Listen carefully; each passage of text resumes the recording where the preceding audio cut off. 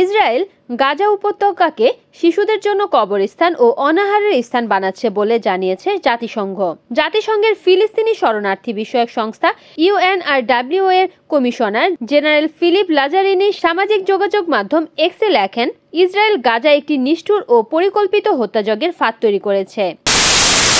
গাজার মানুষ এখন এমন অবস্থায় পৌঁছেছে যেখানে তাদের সামনে বেছে নেওয়ার মতো মাত্র দুইটি পথ রয়েছে: ক্ষুধায় মারা যাওয়া অথবা গুলিতে প্রাণ হারানো।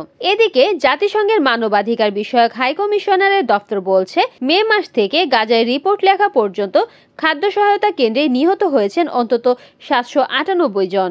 শুক্রবার সুইজারল্যান্ডে এক ব্রিফিংয়ে সংস্থাটির মুখপাত্র রাবিনা সামদাসানি বলেন, 27 মে থেকে 7 জুলাই পর্যন্ত 798 জনকে হত্যার খবর পাওয়া গেছে।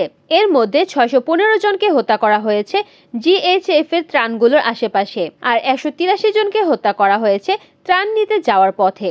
অন্যদিকে ফিলিস্তিনি ধর্ম মন্ত্রণালয় জানিয়েছে, তুর্কি কবরস্থানে ইসরায়েলি বাহিনী হামলা চালিয়ে লাশ উত্তোলন করেছে, গুড়িয়ে দিয়েছে আশেপাশের কবর ও শিবির। এ পর্যন্ত গাজার 60টি কবরস্থানের মধ্যে 2/3 ধ্বংস করা হয়েছে বলে দাবি তাদের। Desk news, Kamruzzaman Kamrul, NN TV।